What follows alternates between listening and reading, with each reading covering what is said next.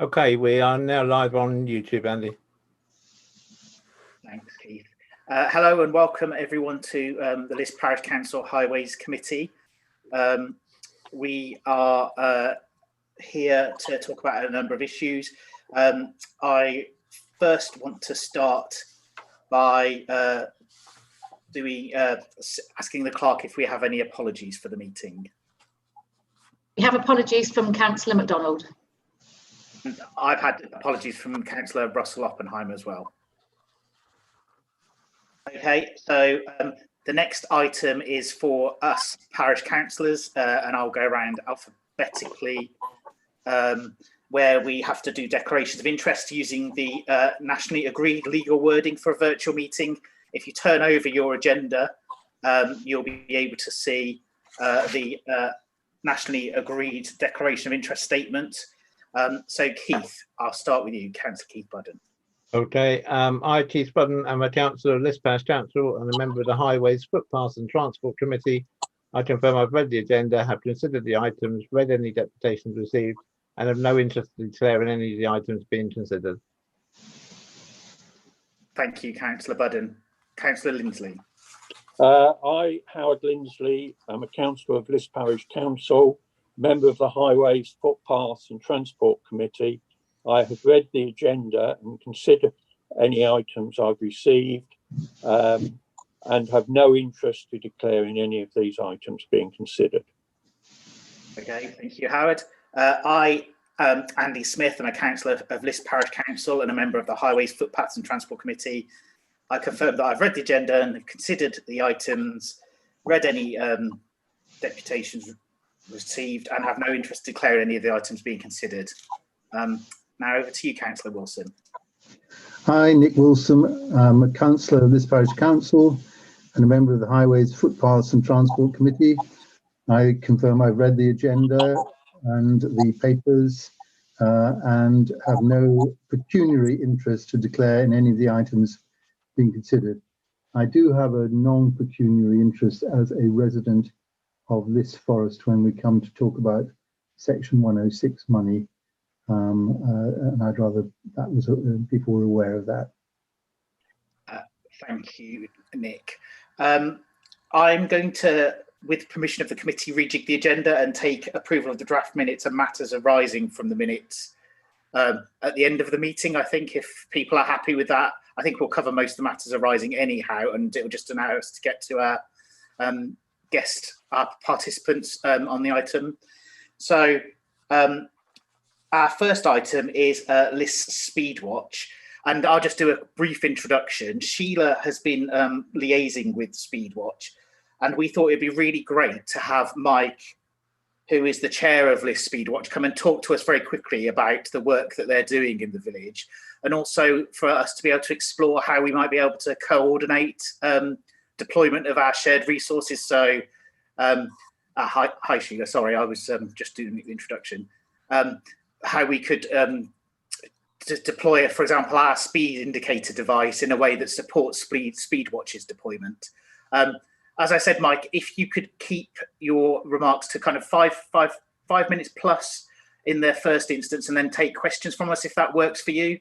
So I will say welcome and hand over to you.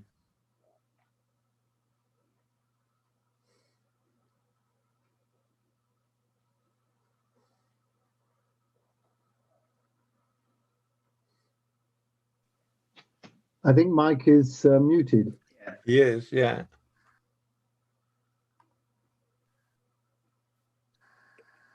There we are. Can you hear me now? Yeah. Okay. I can hear you but not see you. I'm not sure that that's a problem, but thank you very much for inviting me to join in this Transport Committee meeting. List Speedwatch has a relatively short history. We've been striving over the last year to firstly gain funding and then approval from Hampshire Police to run our scheme. Most of our members are, well, all of our members are volunteers, and we are committed to trying to improve road safety standards within the local community. We have managed through very kind donations, both from the parish council, the county council and the district council, to fund our own SID device, which we are able to locate in various police approved positions around the village. And with using that, we've been able to do, up until the most recent lockdown at any rate, several traffic surveys, which are exactly that. We just record speed and try to identify vehicles, which we then use an Excel spreadsheet to inform the police authorities of drivers who have exceeded limits. These drivers are then, on the first occasion, issued with a letter advising them that they have been noted as going too fast. This happens a second time, and then on a third occasion, if they're caught, they get an actual visit from a police officer to really put home the message still further. So in essence, we do not have any powers to fine or limit people's driving licenses, but it's purely an advisory role. And we are unfortunately not short of contenders to report. I think you've all seen the reports that we have put in the past. Would just like to check that you have, but I think that's enough from me, really. What kind of information would you like back from me at this point? That's really helpful, Mike. So I have a couple of questions that I'd like to ask, but actually I'll open it up to colleagues first to see if anyone has anything they want to ask you in the first instance. Oh, Howard wants to. Howard? Yes, I was just going to ask the questions. How many sites have you got that are approved? And how often do you go out? That's probably not much at the moment, I suppose. And the third question is, what percentage of people do you find are going too fast?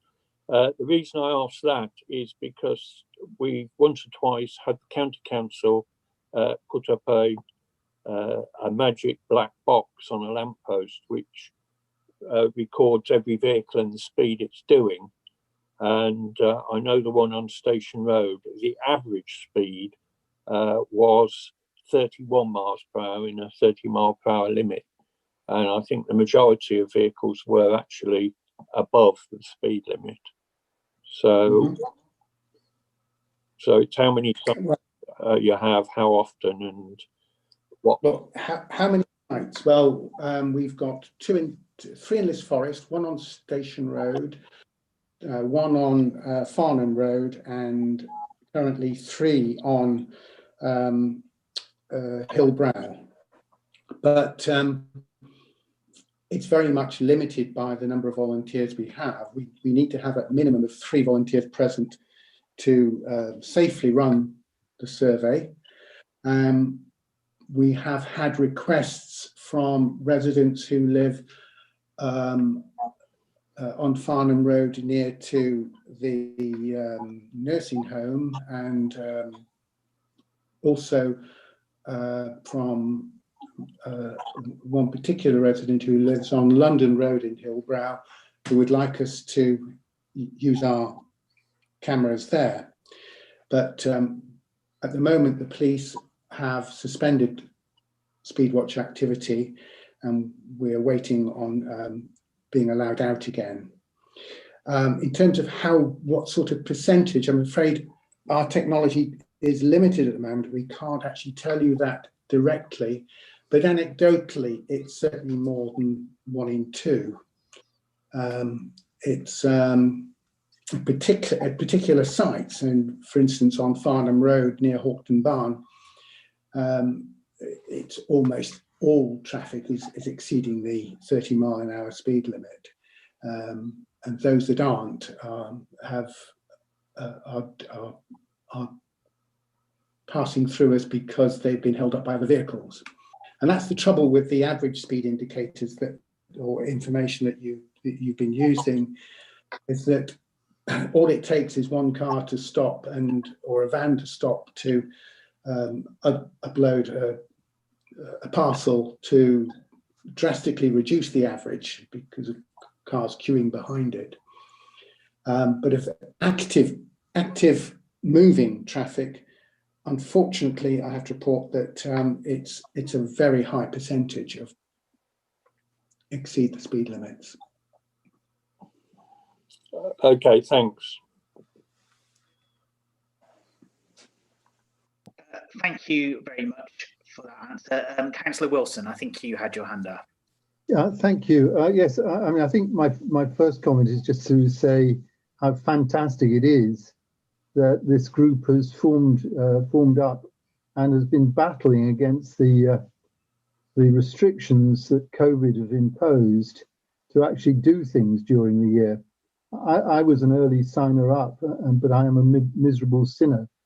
I did the training, which I've now completely forgotten, and since then have taken on some additional duties in the parish council and explained to Mike's colleague Nikki that I am a miserable sinner.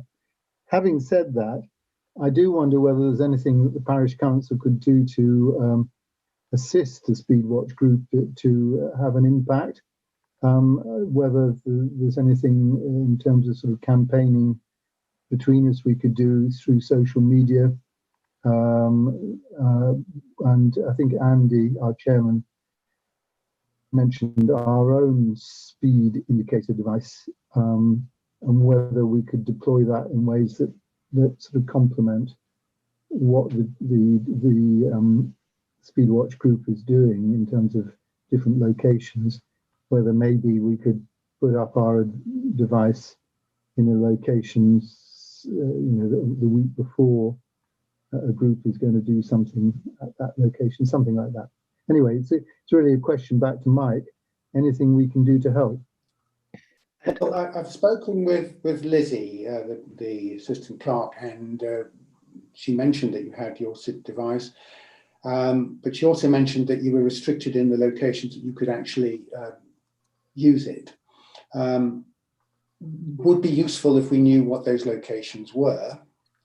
So if we can in any way mirror what you're doing with additional surveys on our part, that would be very helpful. I mean, it has been suggested that if we use the devices almost in tandem, so that we know where, if you can let us know where you're finding a problem, obviously we can get that site approved if suitable, and then actually feedback number plates and other information to the police that they can then use. Our biggest problem at the moment is numbers. We have 23 potential volunteers, but only 11 of us are regularly taking part in the surveys. That means, therefore, that we are running roughly 4 a week when allowed. We could use the machine 2, 3, 4 times a day, and in different locations if necessary, if we had enough people. So if you are able to help us in recruitment, that would be great. And obviously letting people know of our existence is something that we're keen to do. I have been in touch through the local Facebook page to try and stimulate some interests, but people are interested. People do want to help. Unfortunately, most of those people have jobs or have childcare commitments, and that limits their ability to be active at the times when we would be most useful. But the majority of the actual volunteers who are participating at the moment are, like myself, retired or have work that is flexible. So we need more people, and we need, if we had more people, we could provide a much more complete service and a better idea. Despite that, however, for instance, at one site on Farnham Road, in 1 hour, we were able to identify, I believe it was over 40 vehicles exceeding 30 miles an hour. And a proportion of those were doing over 40, and some were even doing 50 miles an hour. And our prospective member who lives on London Road reports also that there is because they border on, of course, the Sussex boundary and Rake Parish Council. Rake have used a SID device on their portion of London Road, and some of the speeds recorded there, admittedly it's a 40 mile an hour, so are quite frightening. And there are literally hundreds of vehicles being involved in speeding there each day. So we would like to work on that one too, if we can. That's really helpful, Mike. I think there's an action on us for us to ask the assistant clerk who normally chairs the committee, Lizzie, to sit down with you and share our locations and also work out what operational deployment might look like where we work together. I think it'd be really helpful for us to hear particular areas where you think there is a problem, because Joe, who is dialed into this call, helps us with community infrastructure that improves the street scene of highways, but also has an ancillary effect sometimes of traffic calming, depending on the type of infrastructure you put in. So that can help us potentially prioritize where we might design things going forward, possibly. So that would be really useful to know.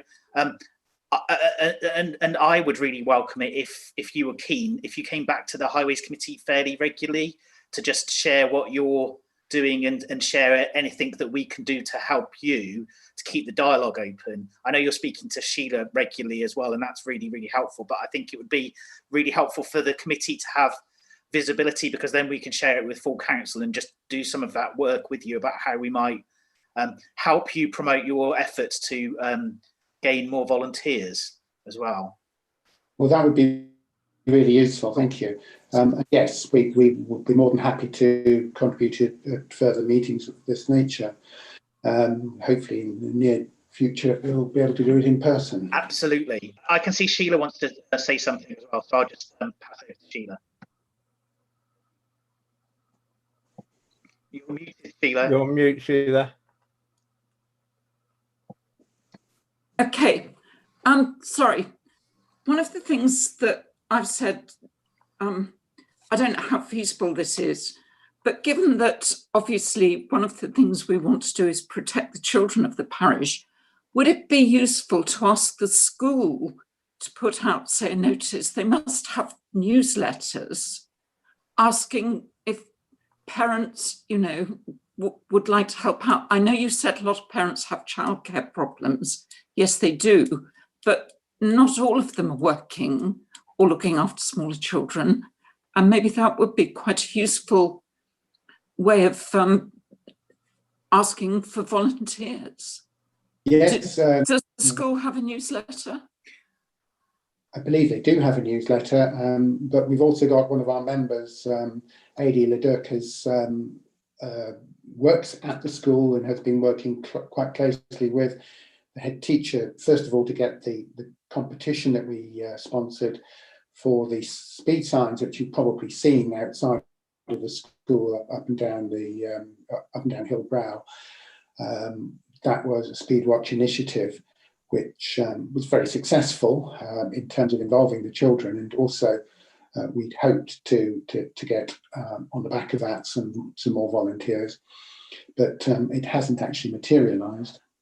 the process for becoming a volunteer is fairly straightforward, in that you first of all have to go through a simple vetting process with the police, and then a couple of quite quick training sessions to know how to operate the machine safely and what locations you can operate it in, and what you need to record to validate the responses that the police will then send off to the drivers.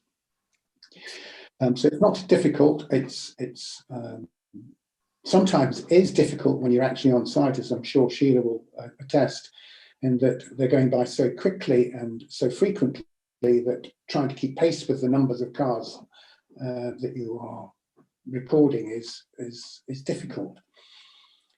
It's quite a task to actually record all of them accurately. Thank you, Mike. But, thank you. Howard, if you could make it fairly quick, if that's okay, Howard. Yeah, no, I was just going to suggest we might be able to help by putting your contact details on the council website, or maybe on some of the social media that we use, or put an advert in asking people to contact the council and pass it on to you, whichever you prefer. Well, both. We have our own Speedwatch email contact details now, which I can give you, or I can give over to Lizzie when that might be the most appropriate way of doing it. But yeah, we'd be quite happy for you to farm out, or to collect rather, names and details of volunteers, and by all means pass it on to me directly then. What we don't want to do is to have too high a local profile as individuals, because we are, I think, slightly anxious of becoming a target ourselves of antisocial comments or behaviour if we become too visible or too easy to contact. Thanks, Mike. I think that's really helpful for us as a committee, and I'll have a conversation with Lizzie after this about how we do the operational bit of the meeting and how we help you with it. I don't think any colleagues have any other questions, so you are free to leave the meeting should you wish to, or if you want to stay and listen to the rest of it, you're very welcome to as well. But thank you very much, and let's keep channels of communications open on this. Okay, well, thank you very much for the offer. Unfortunately, I've got other business to attend to this evening, but thank you again for your time, and we are very keen on and very happy, very interested in our cooperation with the parish council. Interesting to hear if you. I know one of the member that we have, or prospective member that we have up on London Road, is very keen that that area is prioritised in some way, and also keen that speed limits there be reduced. But I'm not sure what the process of applying for that is, and whether you may be able to give us some feedback, not necessarily tonight, but through Lizzie, if that's possible. I think it's definitely something that we can explore. London Road is a beautiful challenge given the geography of where it sits in terms of county boundaries and things like that, but it's something to have a conversation about for sure. Okay, if that's the case, I'm now going to move on to the next item, which is about London Road actually, but I think slightly further along it towards Petersfield, if I understand the geography. Giles is doing some work and basically building a proposition about de-dualling an aspect of London Road. Is a member of the public and has been raising awareness around this, and is just seeking to tell the Highways Committee about his proposals and seek our views and possible support on it. So Giles, again, if it's okay, if you could stick to kind of around 5 minutes for the contribution and then questions. I'm just mindful, as I said, that we have other colleagues who've dialed in for an item 2, and I don't want to keep them waiting too long, if that's okay. Sure, and thank you for having me along. And it might be worth Mike hanging around for just 5 minutes in that case, because I think there is a kind of link in a sense between the last item and this, because I live in the southern part of the parish, just off the old A3, so outside the kind of built-up part of the village. But speed was really what started my little project, and this really goes back to the kind of first lockdown in the early spring and spring and early summer, when living close to the old A3, I became aware that there were a definite increase in number of pedestrians who are trying to walk their way up it, and of course cyclists. And the old A3 is a bit of an anachronism, isn't it? Because built, as I understand it, around about 1970, when obviously there was still a lot of controversy about Petersfield bypass, and sort of made redundant largely when the new A3 was built around Petersfield in the 80s. But it remains a 70-mile-an-hour road. It remains a dual carriageway, obviously, and crucially, it has no pavement for most of its way, notwithstanding it's got a couple of bus stops on each side of the road. Like we were saying earlier on, in terms of London Road, within the speed limit area, people regularly pile up and down the dual carriageway at speeds of 80 or 90 miles an hour, even though it's a 70-mile-an-hour road. So there's two issues really that I'm focusing on. One is, I think, a kind of safety case, because I think it's just an acutely dangerous road. It has its fair share of accidents. It's a road which is very unfriendly to pedestrians and cyclists.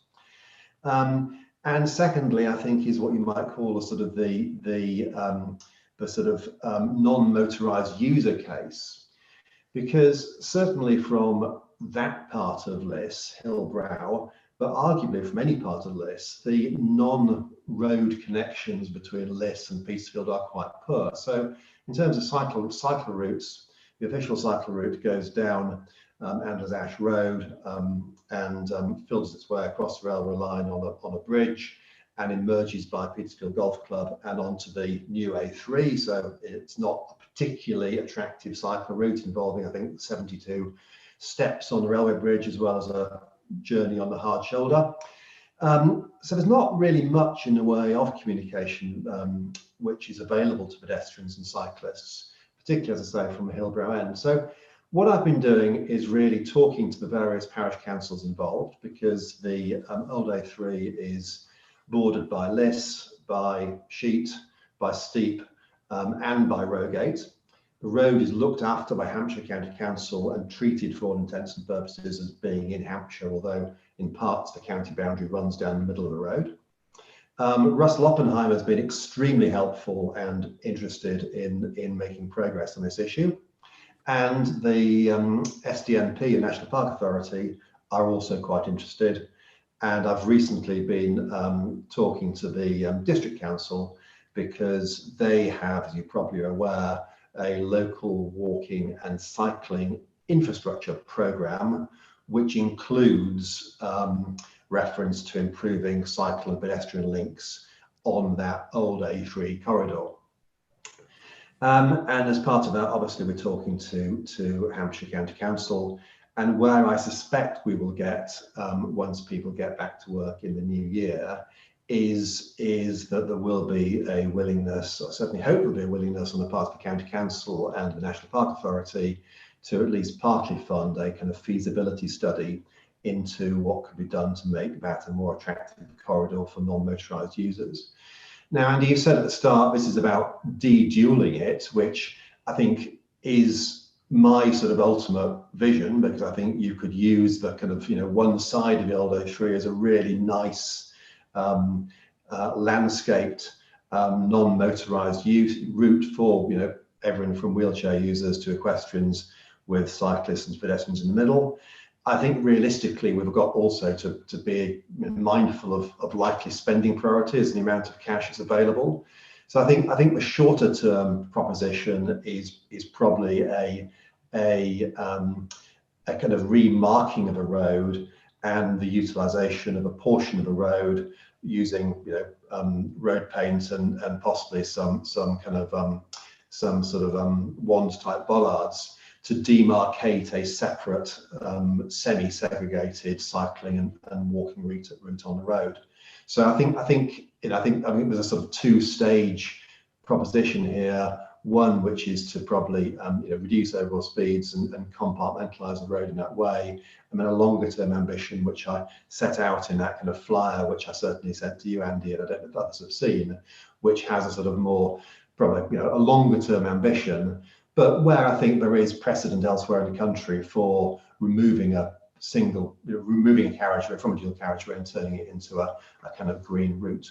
So I think I'll stop there, and obviously if people have got questions, delighted to at least attempt to answer them. Very much, Giles. I think just to be 100% sure, I think what you're asking for us for now is to be aware of your proposition, give you comments, and hopefully be able to support what you're doing in principle and help you as you lobby and influence as you kind of try and take this forward. Is that right? Is that what you're looking for? I think so. Yes. I mean, I think obviously, and I think all community projects need to start at the sort of local democratic level. I think the bulk of people I've spoken to who venture out on foot or on bike on the old A3 are residents either of Sheet, of Petersfield, or Liss. And I say probably most of them are residents of Liss. Nobody I've spoken to thinks the current situation is satisfactory. I think one of the issues which will come to the fore if we do some consultative work in due course with the help of the National Park Authority is actually finding a good way of canvassing opinion locally for people who would use it, because clearly if people were going to put money into this sort of thing, they'd want to know it be used by local people. So finding a way of actually contacting people locally and raising local awareness in that way could become very important. Thank you very much. I have a couple of thoughts, but I'll, as I did previously, open it up to colleagues to see if anyone wants to ask anything in the first instance. Andy, not really to ask, but I mean, I can see the principle behind what you're trying to do. I think you're quite right. I think the difficulty is going to be probably finding out how many people are actually using it to justify the expenditure that it's going to cost.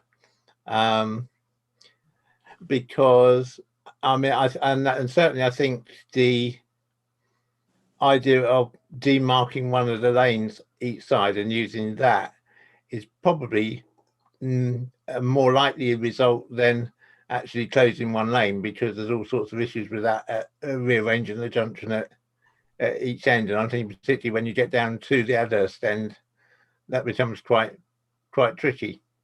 I mean, I suppose the only thing I think it's a great idea.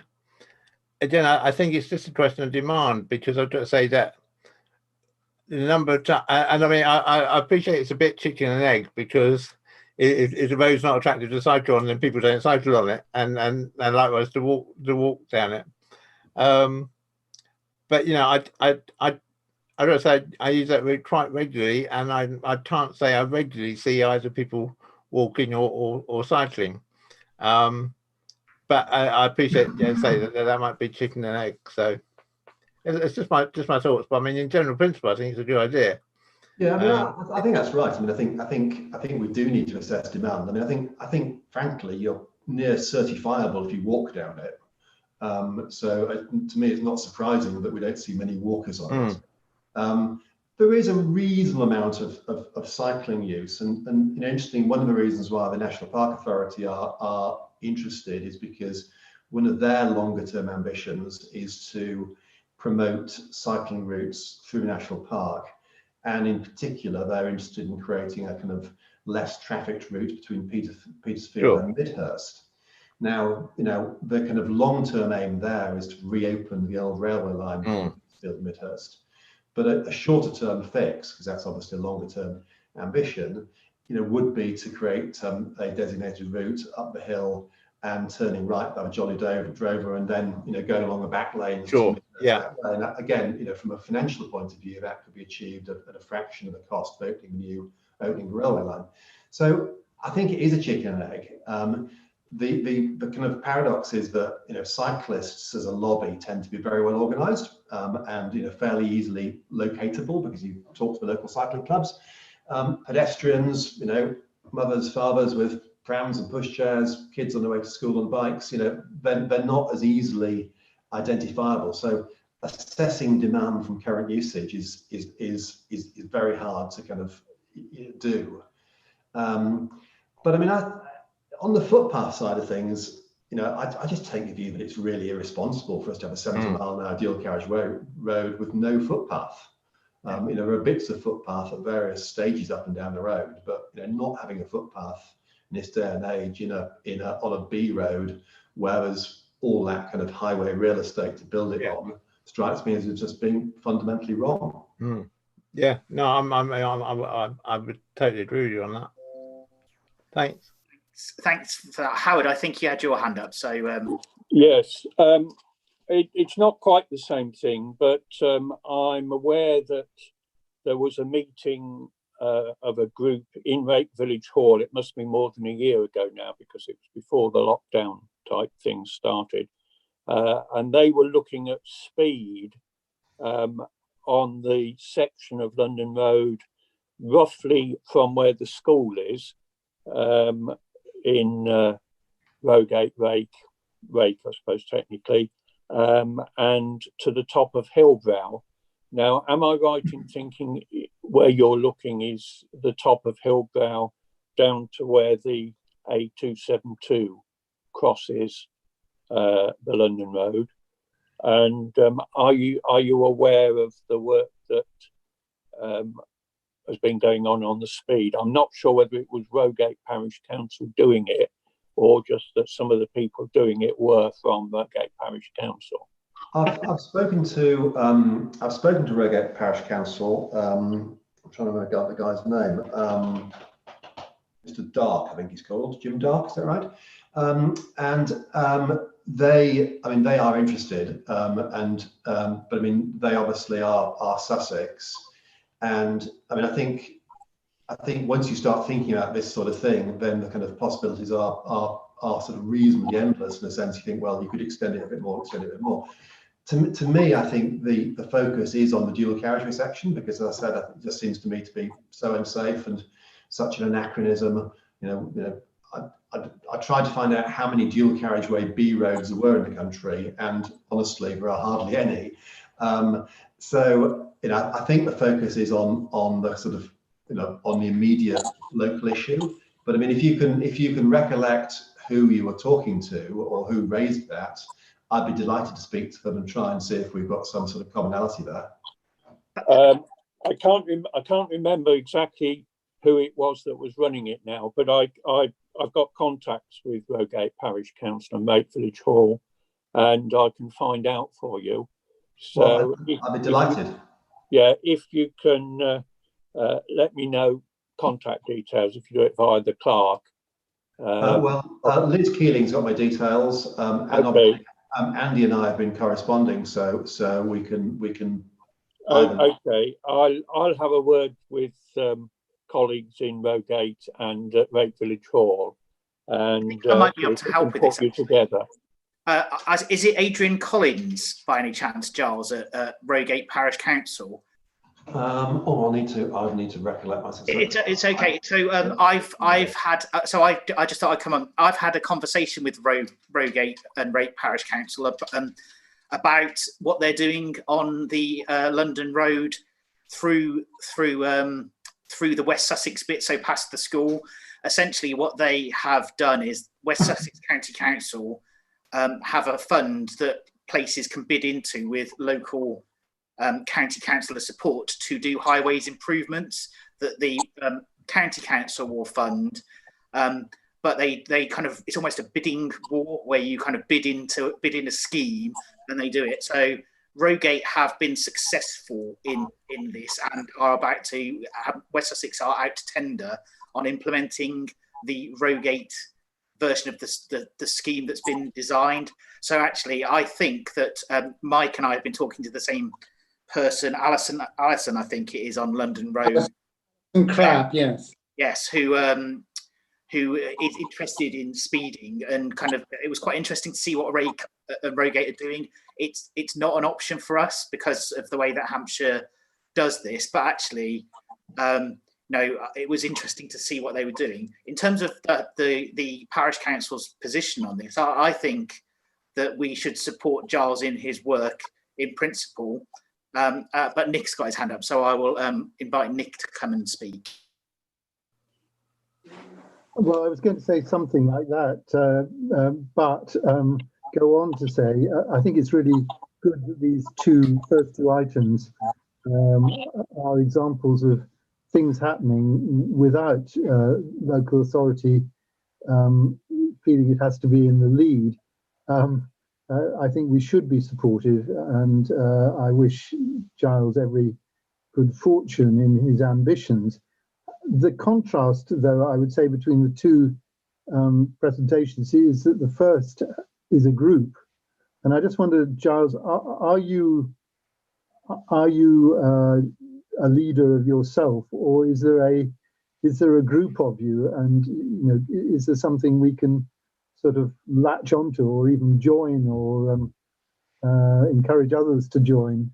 Well, it's a really interesting point, and I'd kind of like to be a group, but I mean, the curious kind of geography of the old A3 makes it relatively hard, because now I live on Privets Lane, which is pretty well on the southern border of Liss parish. A big chunk of potential users live over in the other side of the wood, other side of the road in Durford Wood, which is Sussex, and there's a little community there. Obviously, Hillbrow probably is the biggest area of focus, which is within Liss, and I'd be very pleased to try and kind of, as I said earlier, try and understand kind of demand around that. But the kind of user group at the moment is so sort of split, and as I said, I started this mainly as a kind of safety issue, and it was only really later on that the kind of the national park response was actually, we see this as being a kind of community benefit type thing as well.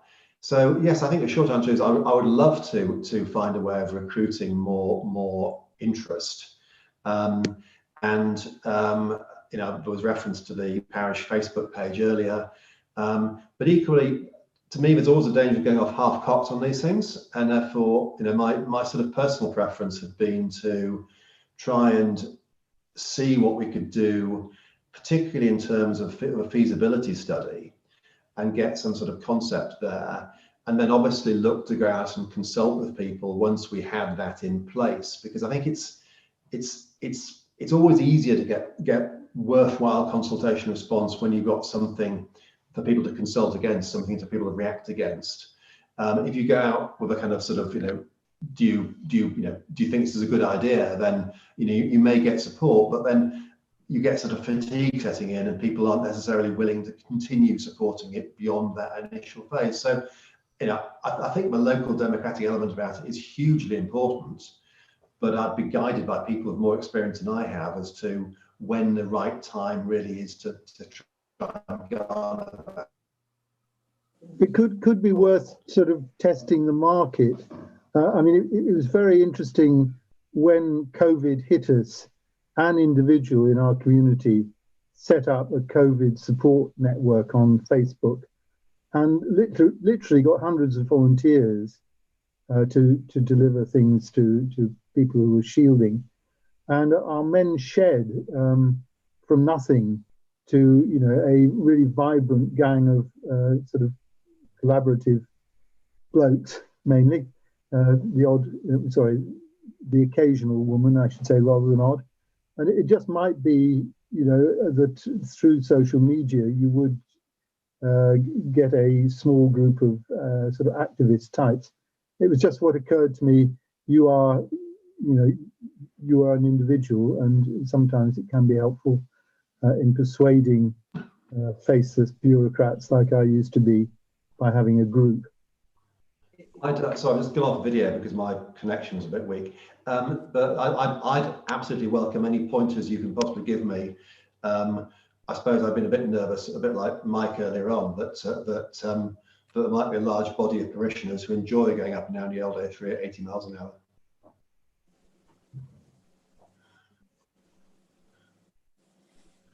You're muted, Andy. You're muted. I was just trying to talk there. That's embarrassing. I was going to start summing up unless Sheila wanted to come in on anything. Well, I'm sorry to appear totally dense here. I need more information. Are you proposing that one of the lanes of the dual carriageway stretch be cut off altogether to allow cycling, walking, etc.? Because if you still want to maintain the dual carriageway, it's going to be, well, there are going to be a lot of safety issues. Yeah, I mean, I think that the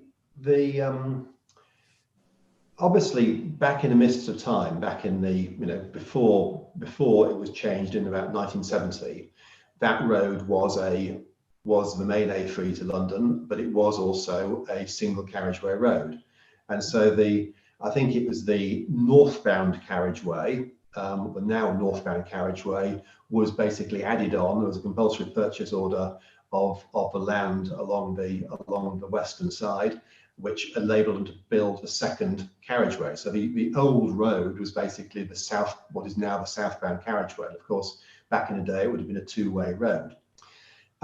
So I do think there is a case for reverting the road to a normal B road standard. And there's quite an interesting precedent, and I'm sure that Andy will pass on my sort of little flyer on this if you're interested. There's an interesting precedent up in Scotland where, again, a B road dual carriageway was turned round to a single carriageway, and the redundant side of the road was turned into a kind of landscaped path for non-motorised users. Obviously, that's a more expensive undertaking, and in particular, it leads to complexities at the A272 junction, and also for the junctions of Pruitt's Lane and Stodham Lane, and also obviously for entry to the Andler's Ash Industrial Estate and various other entries. So it's clearly doable, but it's a much more complex undertaking. So I think my proposition is in the first instance is probably moving to a simpler one, which is you probably take one entire lane of, let's say, the northbound carriageway. You put bollards down the edge of it, so that there's one lane for cars and one lane which is available for pedestrians and cyclists. And it's probably effectively a two-way cycle lane and a footpath. So you don't touch the southbound carriageway at all, but you touch the northbound carriageway, and you turn the northbound carriageway into effectively one lane only, with the other lane being dedicated to non-motorised users. Thanks, Giles. That's really helpful. So I think I'm going to sum up where I think the committee is. I think we're very interested in the kind of work that you're doing around this, and agree that it's something to explore what the options may be. I think we can support in principle the work that you're doing, and actually be available to kind of provide help and advice as a kind of critical friend as you do the work to develop the group, and also scope the feasibility study that you're doing with the SDMP. I wonder if there's something about you and Mike getting in touch outside of the meeting, actually, just in terms of kind of how you link in with Speedwatch, because it feels like the sort of thing that some Speedwatch people may not be interested in. So that there may be a conversation to be had there. And I guess the offer is stay in touch and let us know how we can help you. So I think we can support you in principle, and please come back to us as things develop and let us know what sort of role you see us playing and how we can help. Well, I'll just final closing word in that case. Well, thank you very much indeed. I truly appreciate that. I think that you've alighted on the key issue for me, which is not necessarily immediately, but in the relatively short term, I think trying to find some ways which we can promote increased local sponsorship of the idea, which I think was Nick's point, but also increased local engagement and getting a decent consultation response, that would be crucial. And I'd thought, I'd hope the parish council was ideally placed to help in that. We certainly can. So so stay in touch and let us know how we can help. Thank you very much for staying up with us, Giles. Very, very much appreciated. And hopefully, Mike, that was useful too. I'm planning to move us on to the next agenda item now, which is around Section 106 funding and gateways and highways infrastructure outside the school. So please feel free to dial out if you both would prefer to for this. Thank you very much. Thanks. Thank you.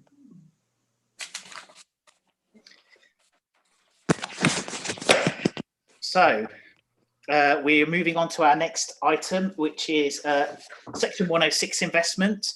And I thought I'd do a quick intro on this and then let Chris and Joe talk about their bits and should they want to or not, and then take any questions. So the quick introduction. First of all, I should introduce Chris Patterson from the South Downs National Park, who looks after the community infrastructure levy and investment for the park, amongst other things. And I'll let Chris introduce himself now. Thank you, Chairman. Yeah, Chris Patterson, I'm the communities lead. I do a range of things. I'm involved in the community infrastructure levy, also involved in neighbourhood planning, and I also support communities in spending unspent Section 106 funds, which is essentially why I'm here tonight. Thank you, Chris. And Joe Follen, who is from Hampshire County Council, and I'm going to say he runs the Community Infrastructure Fund and helps us design lots of excellent interventions around troublesome prices. So Joe is the person that's putting the crossing outside the pavilion for us, and the new bit of pavement outside there. So Joe, do you want to introduce yourself very quickly? Yes, Joe Folland, I won't correct you. That's my correct title. No, I'm a traffic engineer, Hampshire County Council, and I work within a team that deliver community-funded infrastructure with funding from parish councils to improve decluttering, crossing points, edge lining, and sense of place. Really, so it's been going for about 2 years, and it's gathering speed now. So we've got quite a few parish schemes on our list at the moment. Thank you, Joe. So I don't propose to kind of go over the background of this too much, but basically where we are as a parish council is we have a commitment to tackle speeding in the village and to improve the gateways. Gateways is a priority for us, as agreed by the committee and by the council. And likewise, at a project review group recently, we agreed that speeding outside the, improving the street scene outside the school was a particular priority. Joe, Chris and I have been working on gateways for a little time and been reporting back into the committee on progress. We are helping the South Downs National Park, as you heard, pilot a scheme of roads in the South Downs, helping come up with a kind of suite of design options for gateways to be used in other places. And Chris, Joe and I have also been working on the school since it became a priority. The scheme that you see before you in the paper today has been worked up with Joe's technical expertise, and also Mrs. Myers, the head teacher of the school, has seen it and is very content with it and supports the proposals quite strongly. The proposition for us to consider is seeking to formally allocate finance from the pool of Section 106 money that is sitting there for highways, so we can ring fence it to make sure that we are able to invest it in these schemes now that they are moving and coming forward. And also, I think, give a steer about how we want to seek to invest the remaining 20,000 that's in the pot, so I can start progressing a scheme around that. I'd quite like to argue for the phase 2 outside the school, because it's potentially bespoke scheme that could be delivered quite quickly rather than Forest Road. But I was keen to hear the views of the committee before we did that. Final comment from me: the costings in these papers have been provided by Joe and reflect the cost that it will be to implement the schemes through the community infrastructure scheme that Joe helps manage, and so there's very little wriggle room in terms of costing. So though white lining might look expensive or look cheap, that is the cost. There is no flexibility. My plan, should we agree this, is to take this to the next full council to get the money ring fenced and start the process of applying to the SDMP to at least ring fence it, or even pay it to us so we can start doing the actual delivery of the project. Chris, Joe, is there anything that you wanted to add before I open it up to colleagues? I don't think there's anything in particular I would like to add. I mean, I'll just kind of support the points you've already made in saying that obviously there is a significant amount of Section 106 funding available for List Parish Council, which is currently held by the Park Authority. We're obviously keen to see that funding spent, and as the chairman has said, we have been working over the past, I think it's 18 months, it's difficult to tell with COVID, on developing these schemes and coming up with these solutions. And this is a great opportunity for us as a National Park Authority. We're about to start exploring gateways and things right across the park. So this was a great opportunity for us to work with the parish council to understand some of the challenges that we face in determining where these gateways go and what they might look like. But yeah, I'm here to answer any questions should anyone have any. Anything you want to add? I'll just echo both your thoughts really. List has been on the radar for about 18 months, and I think Hampshire County Council and South Downs National Park have done really well to work together to get to this point of what hopefully is bespoke gates, and List being a very good trial site. And I think Hillbrow, it's not really it's not really engineering, it's a bit of both really. So it's not just hard engineering measures, it's about a sense of place which ties in with what South Downs are trying to achieve, but also from a highway safety point of view, we're content with what we're installing. And I think the sense of place is where we're looking to try and it's not possible to prove reduced speeds, but it should change the nature of the road to give a perception of slower speeds, hopefully. Thank you. Councillor Nick Wilson has his hand up, so I'll invite him to ask the first questions. Just on the gateways at this stage, I mean, firstly, just say I absolutely support us getting ahead and doing this. I think it's great that we're where we are, and it would be good for it to happen. Just on a point of sort of reassurance, I wonder whether Joe could just expand on what he was saying about speeding. We've been talking about speeding quite a lot, and frankly, it is the subject that we get our ears bent about, and indeed, in my case, lost a cat too in this forest. Should have declared that interest as well at the beginning. But will the gateways as designed, really make a difference to people speeding? And if so, how? Is it psychological? Is it sort of to do with pinch points? Can we have some sort of assurance that the investment would achieve something on the speeding front? That's a good question. Assurance is probably to a stronger point, but I think you have to look at it holistically through every measure we're putting in. So if possible, it would be ideal to have some sort of pinch point narrowing on approach to the gate, whether physical or virtually. On Hillbrow, it's going to have to be virtually because we can't steal any of the carriageway to make it any narrower there. But what we do so Hillbrow example, we would put the gate in, put maybe virtual narrowings around that with lining, and then take the centre line away. So as soon as you hit that gate, it's a change in perception of the road. And then we would look to probably put an edge of carriageway marking in to feel as a motorist that the road's actually narrower than it is. So the onus is on the driver to position their vehicle rather than centre line telling them where their vehicle should be on the carriageway. So I can't answer your question to say, yes, you're going to be 3-4 miles an hour slower, but I would hope, and it's been proven, that if you change the perception of the road, the motorists do change. Not everybody, because you can't account for everybody, but if you get them motorists in the main, it can be quite successful. Chris, you look like you wanted to add something. Yeah, no, really just to support what Joe's saying there. We've put some gateways in across the park in different locations, and there has been some success in change in driver behaviour. It's not been consistent across the whole piece. I would refer any member of the committee to have a look at the roads in the South Downs document. There's quite a lot of information in there about gateways, in particular about changing the experience for the driver. I've got examples of here locally in Brereton, where I live, where there's been some changes to the gateway there, and it's had a significant impact. It doesn't stop people. People do still drive through the village at 40 miles an hour, but there's less of them driving through the village at 40 miles an hour.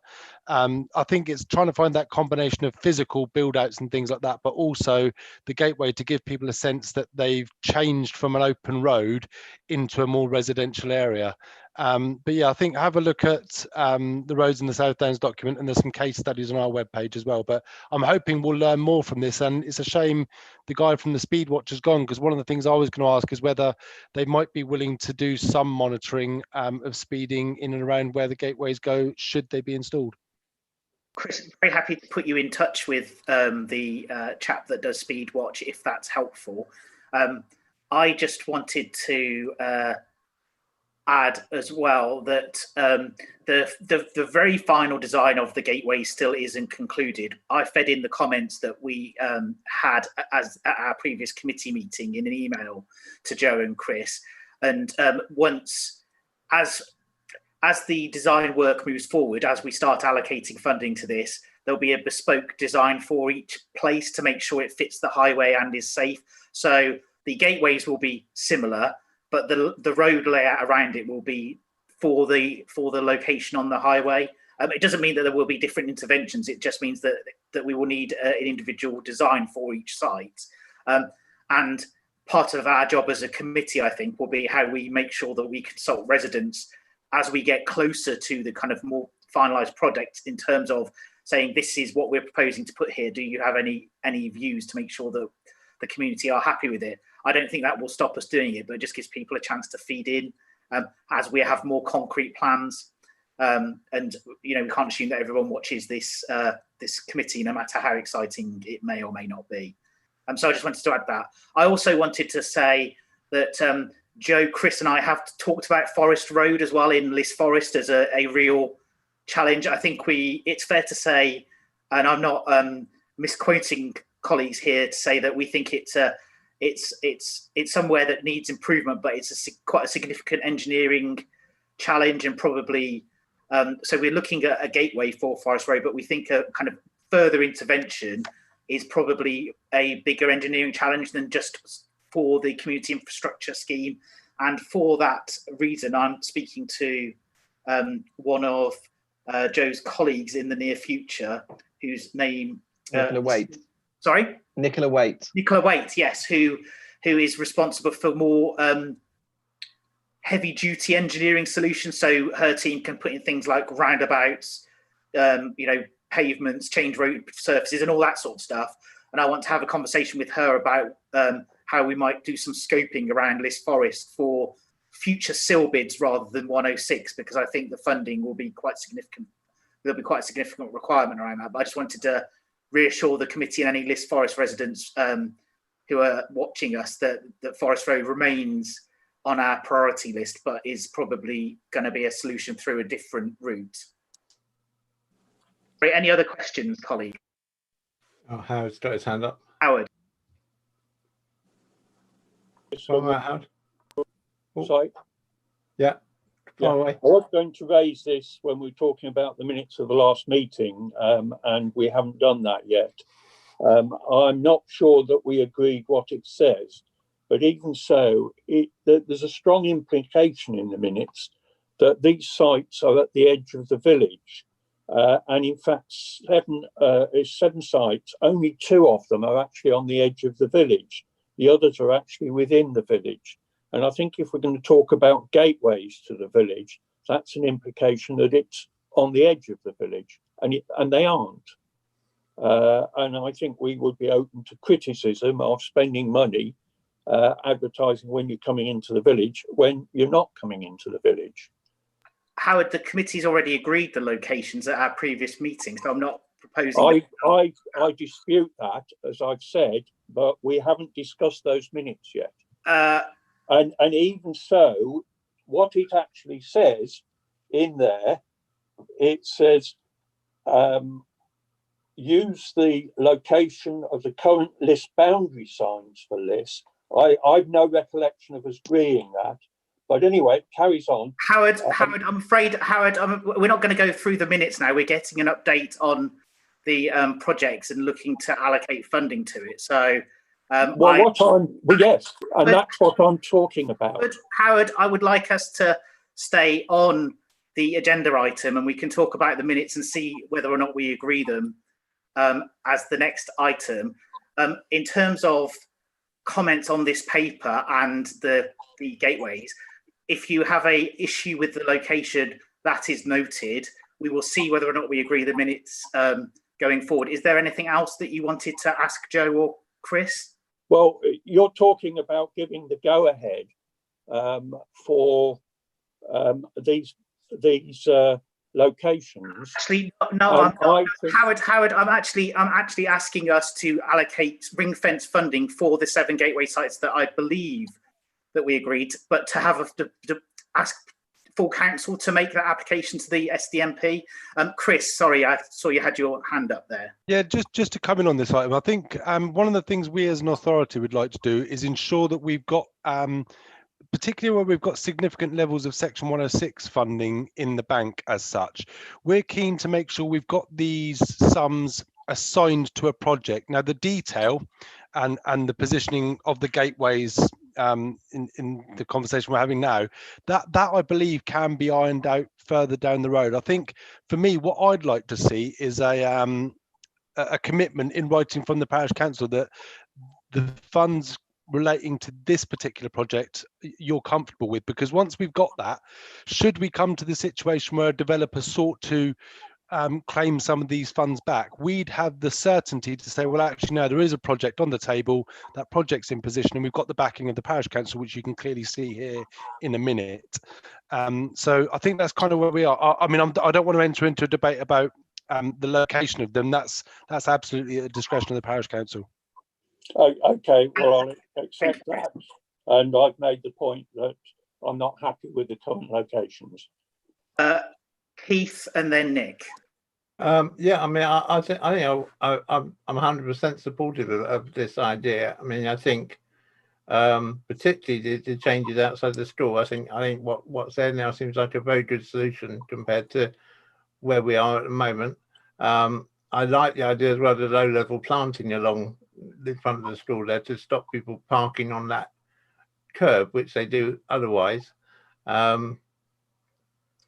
And I think, you know, that there is just an issue of the long-term issue at the school is really that people get there an hour and a half before the school shuts, so they have their position in the car park. And it's, to me, I can understand why, but at the same time, I think it's a shame. And I'm happy with what's proposed. Personally, I'd like to have gone further on the car park and made it just the only spaces there were for people who were disabled, and everyone else had to walk up from the village, because I think, you know, it's not that far to walk and people should do it, but that's a different issue. Keith, just to say that I don't think necessarily that this is the end of the work outside the school. So actually phase 2 is, I mentioned, is the possibility of moving the beautiful Andlers Wood crossing. I think that Chris, Joe and I also talked about the car park with Mrs. Myers and options around that, but I think we wanted to do phase 1 because it's something we can probably implement quite quickly. Yeah, with the funding yeah, sure. And I mean, just say, you know, phase 1's got my 100% support. I think it's a great idea. Thank you. Nick, you were next. Assume you finished, sorry. Yeah. Nick. Having said I support all the gateways, I just have a question of detail about the school zone. The first expenditure item refers to a gateway, school zone 1.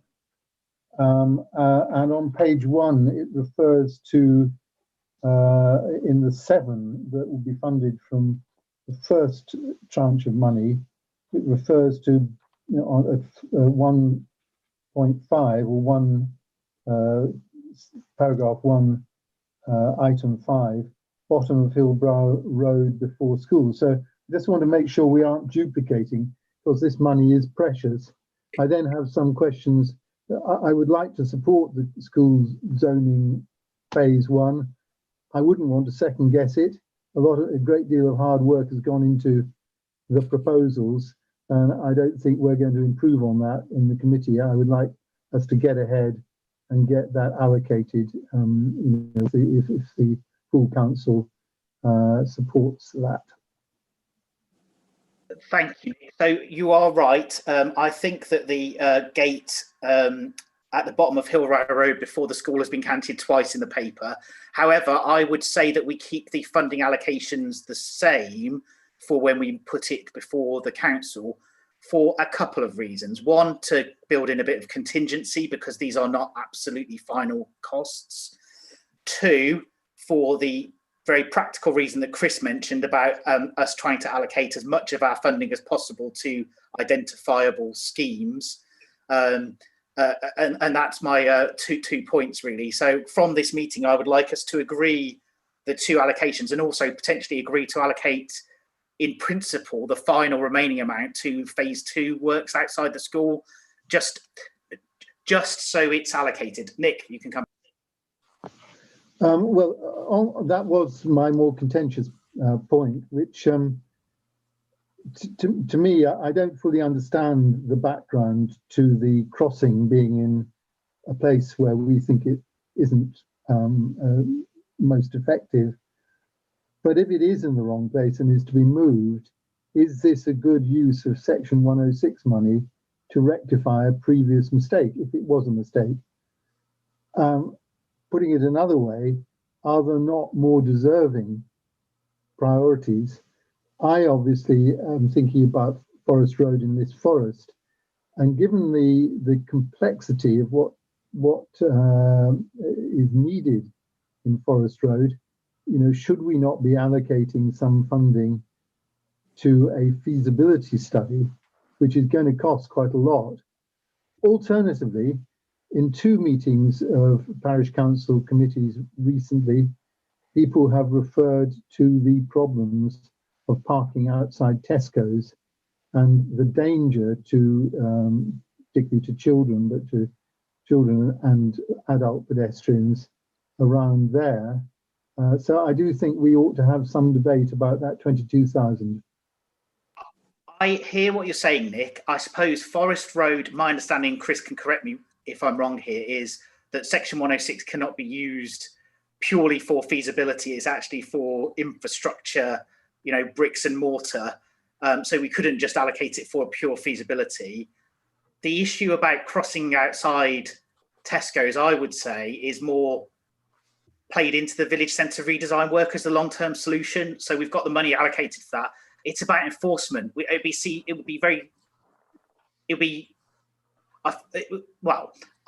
think it's more about enforcement. There's double yellow lines in the village centre and people are ignoring them. So it's kind of, how do we get the HDC officers out and enforcing the parking restrictions that are already there? I don't know what 106 halfway thing we might want to do. It'd be better to get the village centre design work done and get a long-term solution and then bid in for funding for that in the long term, I think. And I would also say, I don't think, and Chris can shake his head or come in at this point, that we should we change our mind at some point in the future if we decide the path is too expensive or some reason, we could possibly reallocate the 106 funding to another highways priority. I think it's partly about making sure that all of the money in the pot is allocated to something that is moving forward, and we could probably pull it in due course should we decide it didn't work because it looked too expensive or something. I'll let Chris come in on that point. Thank you, Chairman. Yeah, I think 2 points. So the first point, the Section 106 money needs to be spent on infrastructure. It can't be spent on studies and assessment works and things like that, unfortunately. The second point, I think from the National Park Authority's point of view, some of the Section 106, I've just had a quick look back at the planning application. Some of the Section 106 monies that we're talking about here were collected in 2013. So they've already got quite an age on them. There's probably a better way of putting that, but from my point of view and from the authority's point of view, what we're hoping to see are Liss Parish Council assigning this Section 106 fund to projects which can come forward quickly. Now, if the second stage of the school project isn't something that will come forward quickly, I guess that's something for List Parish Council to discuss. For me, and really the purposes for me being here tonight is that I have a meeting on Thursday with managers, and they're going to ask me about the List funds, and what I want to do is give them some confidence that a decision has been taken by List Parish Council to assign hopefully a significant sum of that money to a particular project. You don't have to sign it all away here now and today, but the preference from the authority would certainly be to assign projects which have a chance of coming forward in the short term. I don't know if you want to speak, Sheila, but I'll let it come back because I was responding to his point, and then I'll come to you after, if that's okay. Sorry, I couldn't. Who were you saying could speak next? You, Nick, and then I'll go back to Sheila because we're just concluding the point on this. Yeah, I mean, I'm willing to be. I think this money should be spent usefully, and clearly there is an issue around the school, the crossing by the school. I am just concerned in terms of, public finances and in the interests of the taxpayer, that we're not actually going to be spending money rectifying something where money has already been spent. So I'm not going to try and argue further for the List Forest case on the grounds that it does need a more fundamental approach, and I absolutely trust our esteemed chair to push that in his discussions with Nicola Waite. But I just want to be sure that actually it is a wise thing in public expenditure terms to be allocating this to rectifying a mistake. Can I come back on that, Sheila? I mean, I think it really is. Speaking to the head teacher at the school, this is the crossing and its current location is of significant concern to her as a safety point. I think if we could have, she would have wanted to sort that first. But frankly, we've been trying to lobby Hampshire County Council and the HDC to do something about it. And their reply was essentially, if you want to do something, it meets safety requirements. If you want to do something as a village, you need to invest in the community infrastructure fund to move it, because though it's not great, it's safe according to our metrics and data. So if you want to make it better, you need to do something about it. So that's why I think it's something we could potentially explore quite quickly and rule in or out, and therefore should probably allocate this to that for the points that Chris made to limit the chance of kind of clawback more generally. We can change so after this, I will go back to Joe and ask him to do some proper design work about what it would need to be done to move that path and kind of build it up and give us some figures and thinking around that. But I wanted to test the will of the committee on this before asking him to do that work. So I hope that's okay. Sheila, I think you had your hand up. Well, you've just answered my question, because I wanted to know why that was in phase 2 when I thought it should be done in phase 1 along with everything else. But you've just spoken about that, so. I mean, it was very much in phase 2 because one, I wanted to test the committee. We had permission to do the broader work outside the school, and 2, Keith and I and Russell have been lobbying trying to lobby quite hard on getting Hampshire County Council to do something more around it, but we've been unsuccessful. And the cabinet member at Hampshire just said, use your own community funding money if you want to move it. So it's one where we could try and lobby and maybe not do something and kind of see what happens, or just actually decide, right, we are going to try and do something around this and work something up, I think, to be honest with you. There you go, what's coming? Yeah, I just think as a phase 2, it makes sense because as Chris is saying, it isn't a quick win project at all. It's quite a lot of design work. The bank falls away. So there's a lot of work that needs to get to a point of design, whereas the Hillbrow scheme as it is in phase 1 is quite deliverable in the measures that we're looking to do. So in Chris is trying to spend the budget and allocate it, it's quite possible that can come forward relatively quickly.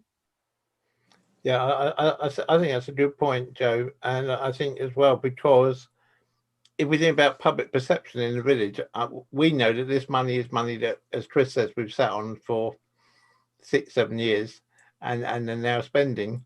But equally, I think it's important that given the amount of development in the village at the moment, that the public see something happening with the developers' contributions, because when we sold the whole idea of development in the neighbourhood plan, one of the things we sold it on was the fact that we'd have money to spend on infrastructure improvements in the village. And so I think if we can show them something that's happening now, then it's a little bit smoke and mirrors, but I think it's important to have something that's quickly deliverable. And I also fully support what Chris says, because I know from an EHCC perspective, we're in a not dissimilar situation with other places where, you know, we have got Section 106 money that the council sat on for a long time, and we are very nervous of developers coming along saying, what are you going to spend it on? You're going to spend it on what you said you were, then we'll have it back, please. Thanks, Keith. So I think we've got to a natural conclusion on this item.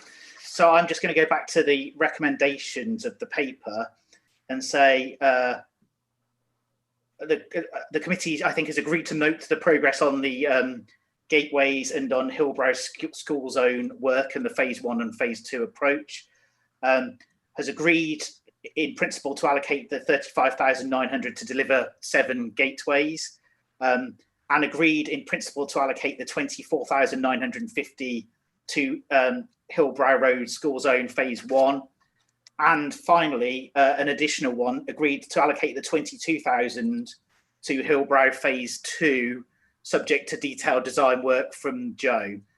And I will take, I will seek the advice of the clerk after this meeting about how and if we need to go to full council in January to get full approval to go to South Downs National Park. But hopefully this will do the trick for you as a minuted meeting, Chris, and in your conversation with your colleagues when you go back to the office. I just check everyone has agreed, though, that agrees that the committee's agreed that. Yeah. Okay. Yeah, happy with that. Sheila? Yeah, no, I was just going to ask. Howard, Joe, did you want to say something? Yeah, yes, I'm sorry, not Sheila. agreed with that. Sorry, hang on, Howard. Sorry, Sheila. Sorry, Keith's been a bit naughty there and done a bit of chairing when Sheila hadn't finished. Yeah, sorry, I'm Sheila was about to speak. Sorry. It's just on a personal note, living on Forest Road, I'm sure Nick shares this too. Are you going to involve residents in your discussion about these potential improvements? You mean on Forest Road? Yeah. Yes, at the right time. I want to understand what the options are from Joe's colleague at Hampshire County Council and how we start doing that. So I'm not even sure how we start doing it and then how we work a bid up to go into SIL. But I'm sure consultation will be a key part of the SIL bidding process when we work with Hampshire on it. But I really want to understand what's possible, how we take it forward, how we involve the residents, List Forest Residents Association. So I will come to you and Nick as I kind of work this forward and keep you in touch with it. But it's very much, I know Forest Road was on our agenda and we said we wanted to do something about it, and I haven't lost that for the committee. It's just that this scheme that Joe manages is not the right one for that approach. But residents will be involved in it, I think. Yes, absolutely. So I just, before we go to Howard, I think I've got 4 people agreeing with the proposition that I've just put forward.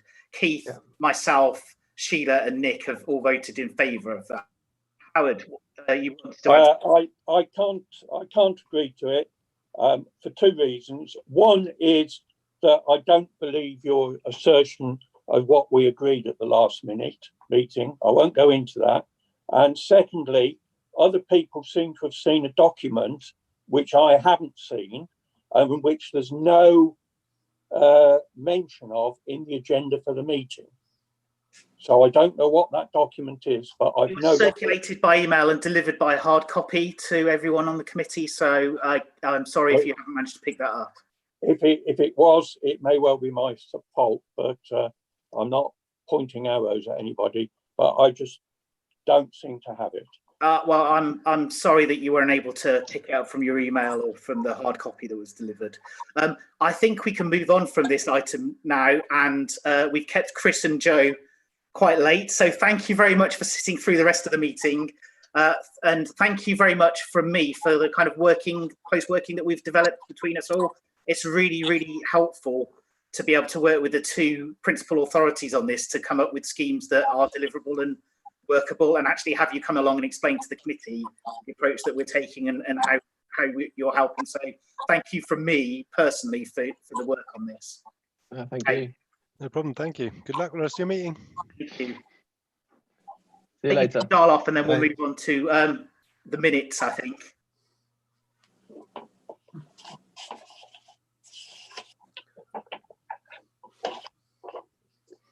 So we'll skip back now to the start of the meeting. I guess, Sheila, technically, we probably need to get you to read out the declaration of interest stuff because you joined after we did it. I'm really So, sorry. I don't know if that's probably the case, but it's probably better to No,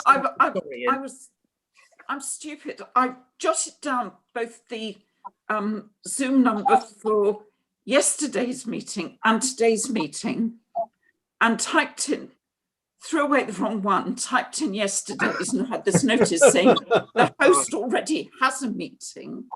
And by the time I found it, I had to go back up onto my computer. Not a problem. I'm really sorry. That's absolutely not a problem. Do you just want to turn over on the, the declaration of interest bit? I'm sorry it's a bit weird, but I just feel it's probably better for you to do it as a councillor who's dialed in. Right. I'm Sheila Baldwin. I'm a member of Liz Parish Highways Committee, and I confirm that I've read the agenda and I have no interest in any of the items. Thank you very much. Except for Forest Road. I think everyone's got an interest in their road. I don't think you need to declare an interest for that. So I was now going to go back to the minutes of the previous meeting, and I just wanted to share an email that Councillor Leanne MacDonald sent to me in terms of gateways, where she thought that the minute wasn't accurate as well. So I'll read out what Councillor MacDonald said on the minutes. 57.1, what has been recorded is not accurate. There was not a consensus on option 3, that option 3 would be the most appropriate design. I stated that I was not keen on any of the designs. I did not think they were suitable. Councillor Wilson agreed with me, but stated that if pressed to choose one, he would choose option 3. I gave the list of reasons as to why I felt the gate was for consideration was unsuitable, including looked flimsy, had little visual impact, felt the gates need to be white and reflective, and taller and slimmer than those sent to us. They are also there was also a consensus that the signs should include welcome to list, and that signs need to be used in conjunction with road markings, which we discussed in previous meeting. The consultation was the chair would go back to SDMP with comments for the committee, not HCC. So I think that, so my view was that the minutes were accurate in that we did say option 3 was the most preferable of the 3, and that I should feed back comments to HCC and SDMP. I did send an email to HCC and SDMP straight after the meeting where I fed back comments on the flimsiness of the gates and the design of them. So I wonder if it's worth keeping the minute as it is, but attaching my email feeding back the committee's comments to the minute. So I wanted to make that as a proposition.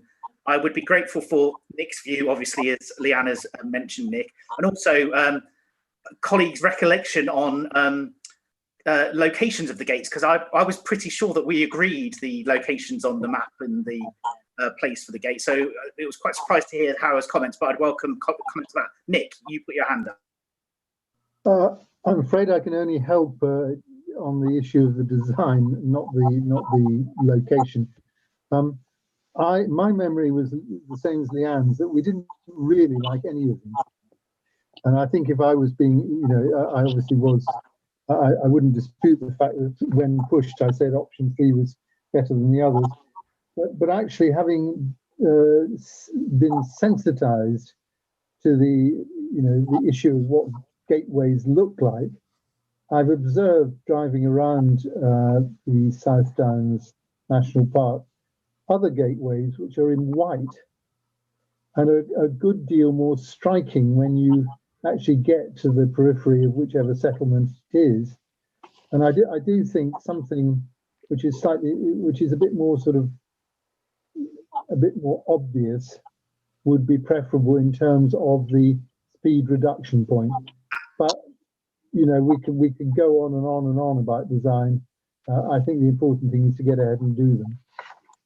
Absolutely, and I did feed those. So I will circulate to the committee the comments that I fed back to Hampshire County Council and SDMP, which reflected the comments about the gateway designs, and also, you know, continue to feed back to them. But for the purposes of agreeing the minutes,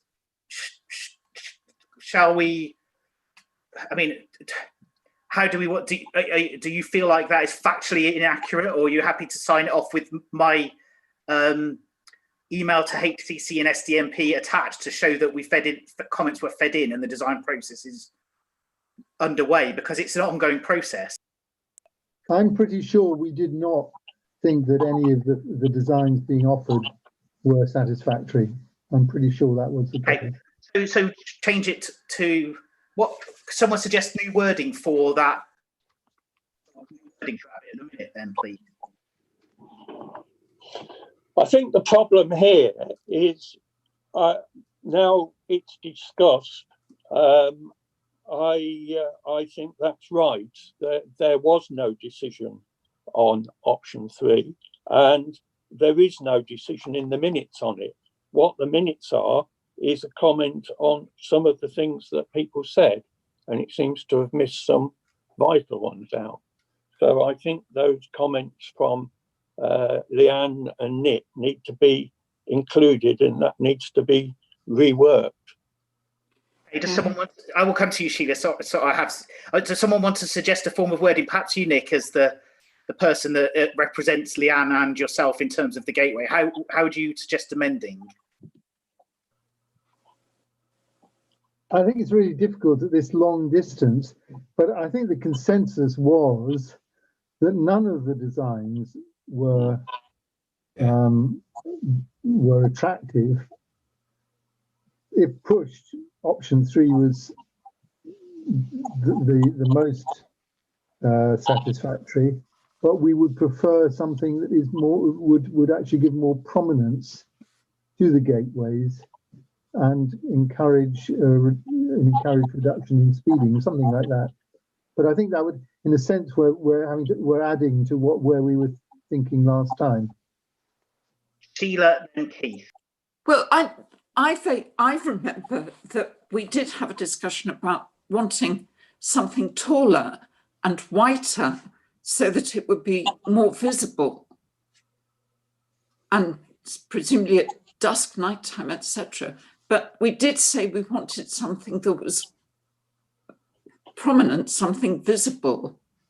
And I think we basically went with option 3 because of the ones we were, I mean, if you look at the 4 that were circulated today, they don't include the bigger, whiter ones that we were shown originally. And I think we decided that option 3 was the best of these 4. And that's because these design options have to be agreed between us, SDMP, and HCC. So we can't just say unilaterally we want this and then they get put in, because it's all part of the designing something that reflects the national park. So after our conversation, I fed in our comments to Chris and Joe, who are doing the design work, to take them into account. So in the next iteration, we can see things. So nothing's finalized here. This is just all about kind of iterating things. That's why I'm asking about how we reflect it in the minutes. It's kind of comments and feedback. You had a... I mean, I'm just wondering, Andy, whether we could use a word, something along the lines of, while none of the gateway designs were ideal, the least worst option was considered to be option 3. Because I'm nervous to say the best option, but I'm happy to say it's the least worst option. I'm quite happy with that amendment, and to annex my email to Chris and Joe to the minute to show that I fed back the committee. Yeah, I think that makes sense. On the second point, on Howard's point about the locations, I distinctly remember we did agree to be at the locations that were indicated on the map. Now we can. I accept Howard's point that they're not the entry points into the village technically as far as the parish is concerned, but from memory, I believe our discussion at the time was that they are what would be reasonably considered to be the entry points into the village. I mean, a good example to me is at the bottom of Hatch Lane, where you turn into Hatch Lane left towards my way, and that's right. You know, it's when you're there, you think you're in this. It's not when you're at the still in Rake right at the top of Hatch Lane. I recalled that as well. We had a long conversation about it and agreed that keeping the gateways where they were mostly put, unless there was a good reason to move them because of residential development, was the right thing to do, because that's where they were already. So people would expect to see them there. So I'm not inclined to change that part of it because I think it's factually accurate. Nick, did you want to say something? Well, it's just that bit you've now, my sluggish memory, that does rings very strong bells. It was the discussion about why change it unless there is a good reason to change it. Go on, Howard. Yeah, I think that's what you were basing your statement earlier in the meeting of saying we agreed. There was a discussion on that. There was no motion. And if there had been a motion, which you have to agree something, I would not have supported it because I did not know exactly where those signs were. So if we went along with an idea of I'd agreed to that, I hadn't. And so, also, okay, Howard, so the minutes are, Howard, okay, so it sounds to me like the majority already think the minutes on that are accurate. The committee and the council will have a final decision on locations, designs, and where these are actually put in as we go forward. But for now, can I finish? I will take the previous minutes as the steer of the committee. So I'll make the amendment that Keith suggested about least worth option and annex the thing. I am not proposing to change any references to locations because those were where the committee discussed and agreed to do the development work. We don't need a motion to agree absolutely everything that we do, otherwise we never do anything. Leanne also had another amendment that she wanted to suggest making, I've lost the piece of paper now, about her entry, where she wanted to add under 5.57.2, before the current line, Councillor MacDonald reminds committee members that an email had been sent to all parish councils on the 6th of February asking for volunteers to walk the rights of way between September and the end of November, and then report back to the APC. There had already been some response to that request. In addition, a couple of village residents had also volunteered to assess if necessary. Specific footpaths would be reassigned.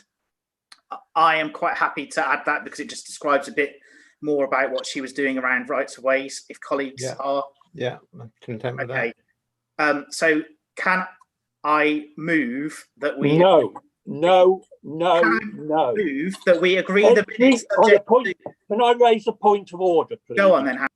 The point of order is every time I've tried to explain whilst I'm unhappy with that, you have interrupted me and said everybody else agrees with it or the majority agreed. You haven't allowed me to state my case. And that's unacceptable. You've interrupted me every time. Okay, Howard, you have 2 minutes to state your case for why you think we shouldn't include the minutes as they are. Please continue. You spent about 10 minutes telling everybody why they're not.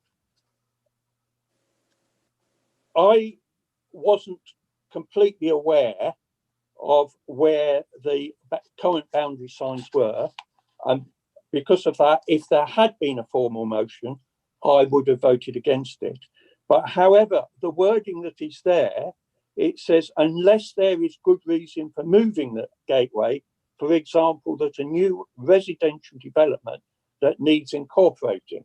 That is a strong implication that, in fact, the idea of these gates is to include the residential areas of the village. And it doesn't include the residential areas of the village because they're not on the boundary. And there's quite a number of houses that are missing out. There's 2 roads off Hillbrow at the top, for instance, which are completely missed out. So I just don't think you can call something a gateway sign if it's not actually a gateway. And there was no motion put, and therefore there was no agreement. What here is some of the comments that were made. So I can't accept that that was agreed because there was no motion, and if there had been, I would have voted against it. Have you concluded your remarks? Sorry? Have you had the time that you feel is necessary to make your remarks? Yes. Thank you. Nick? I do recall, I believe that was what we discussed and agreed, but I agree with Howard, there wasn't a motion. What I've taken from this, however, is that nothing is decided in terms of location yet. And my suggestion is we should have a further discussion about location once we have the funding secured.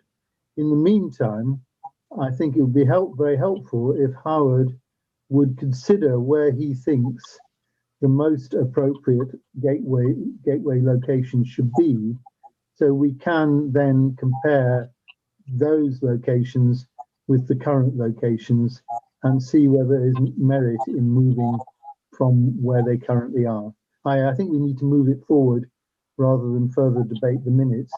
Having said that, picking up what Howard said about motions, we did not have a vote, an actual formal vote on the decision to recommend to the council that we apply for Section 106 funding for the various purposes in that earlier paper. And I would like to propose that we do have a motion, so we have had a vote on it formally.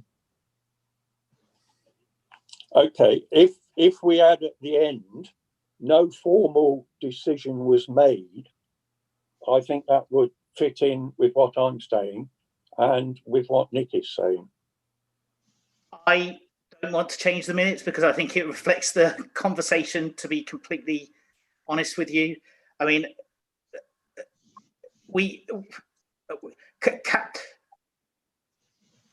can't we reflect in this conversation about the clearance of the minutes that was confirmed here? That would be my preference. That because I mean, it's not. The committee wasn't asked for a formal decision. It was asked for a steer on locations. Sorry, Nick, go on. You just muted yourself, Nick.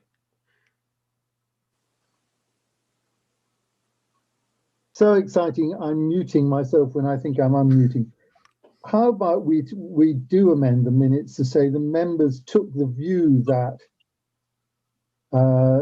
HCC should use, but no, etc. Took the view, but no decision on this was made, because we didn't make any decision and we didn't need to make a decision.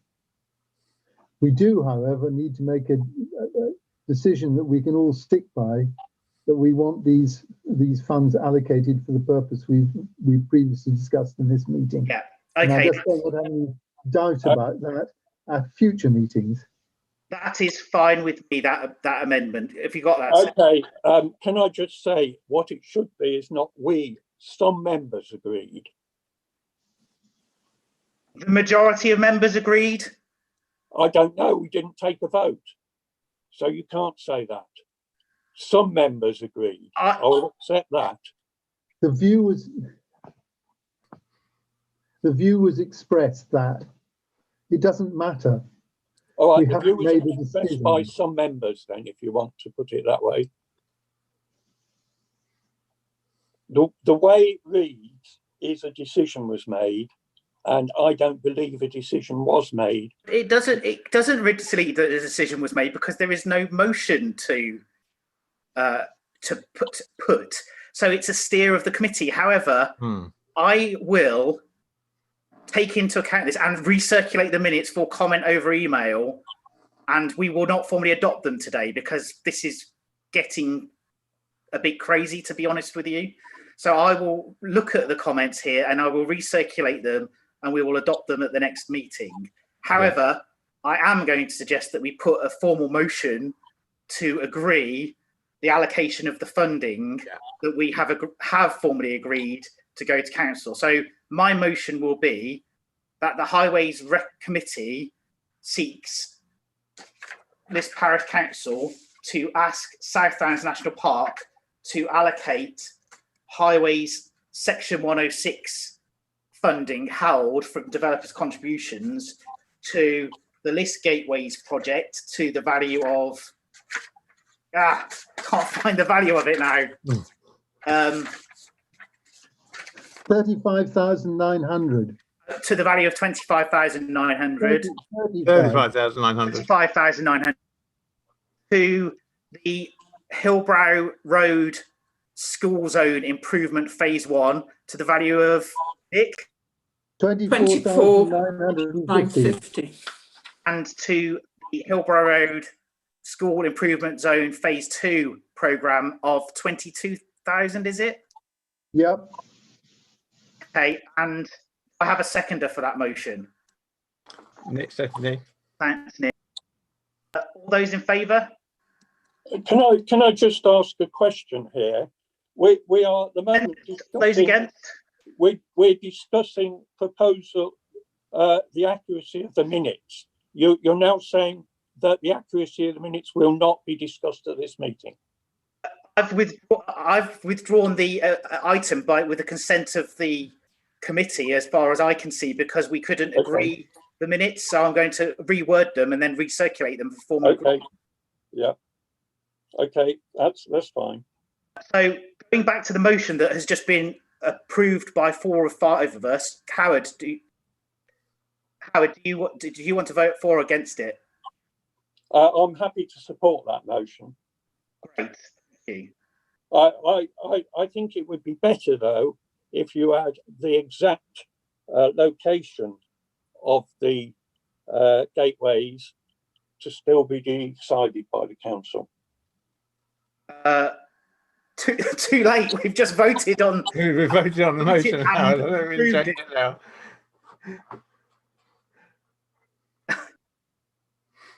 Okay. That addition could be minuted. Yeah. Yeah. Okay. Yeah. But can I just ask, Howard, are you willing to come up with your own view of where the gateway should actually be? I'm very happy. I can't promise to do it at 9 o'clock tomorrow morning, but I'm very happy to go round and actually look at all these sites and come back and say yes, no, yes, no, yes, no, or whatever I decide. But we certainly haven't. We're nowhere near having the money yet, so there's plenty of time. It could be even after Christmas. Well, yes, I'm happy that we go ahead for the money. That's not a problem. But what I'm not happy about is the fact that we had already made a decision on this, because I believe what this paragraph reads in total is conversation that was had rather than decision that was made. I am really enjoying our conversation, our half-hour conversation on a line in the minutes, but I think I'm going to have to draw it to a close now, given it's been withdrawn. I would just say, Howard, it'd be really helpful to have your proposals in a paper for the next Highways Committee, so we can see happy to do that. What we're developing. That would be really helpful. So I'm going to move us on to the next agenda item, which is cycling footpaths and rights-of-way update from Councillor Ian McDonald. Sorry, Andy, can I raise a matter arising on a minute? Sorry, apologies, Keith. I'll go to matter arising first.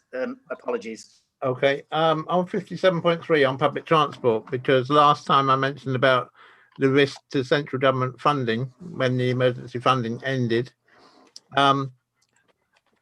It's a sort of good news, bad news on that, really. I think the good news is that the government has agreed to maintain the funding through till April. However, the whole franchise model has effectively collapsed and changed. And so on, I believe it's the 31st of December, but it might be the 1st of January, I'll double check. South Western Railway will pay the Department of Transport the sum of £33 million, which has been calculated as being their share of the profit of the franchise so far, and will sacrifice the franchise. On 1 minute after that, the South Western Railway will be contracted by the government to run the railway on the government's behalf. And the timetable will continue through to March, the same as it is currently.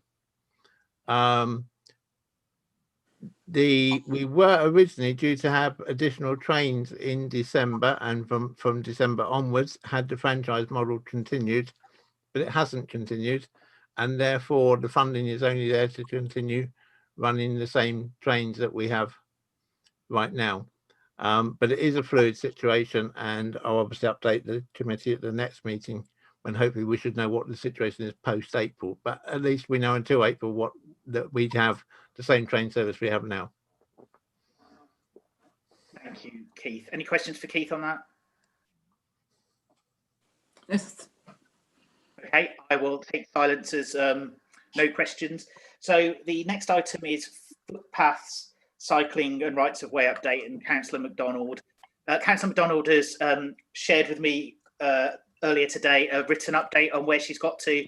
So rather than read it out, I propose just to circulate that to the committee after the meeting, and we can address any questions to her in correspondence. And I will also arrange for the correspondence to be annexed to the minute of this meeting, so it's there on the record. I think, everyone happy with that approach? Yeah, makes sense. Okay, then I think we are moving on to AOB. Does anyone have any AOB that they want to raise? Nick got there first, so Nick can go. I'm really sorry to do this at this late hour, but two things. One is just to reflect on the fantastic success that Lizzie and our chair have had in getting outside speakers to this meeting. And I wonder whether that's been made easier by the fact we've done it by Zoom. I think we should consider when we're into post-COVID situation where we are wanting to get outside speakers, being prepared to consider doing it by Zoom in order to achieve that. That's just an observation.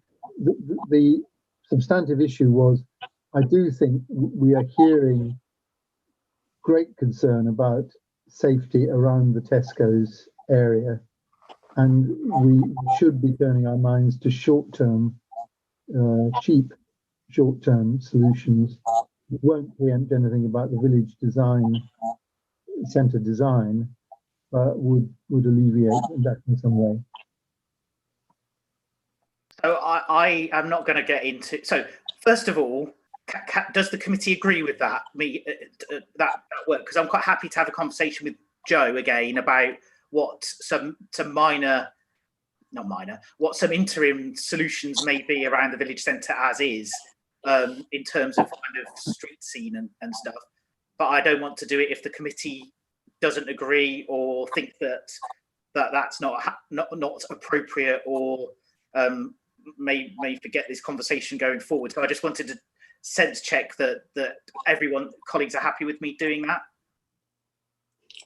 Yes, I think the Tesco's thing has been a problem for many years, and originally that car parking area was for the buses to pull in, and people would park there despite the fact that there was a huge wide yellow line saying bus stop.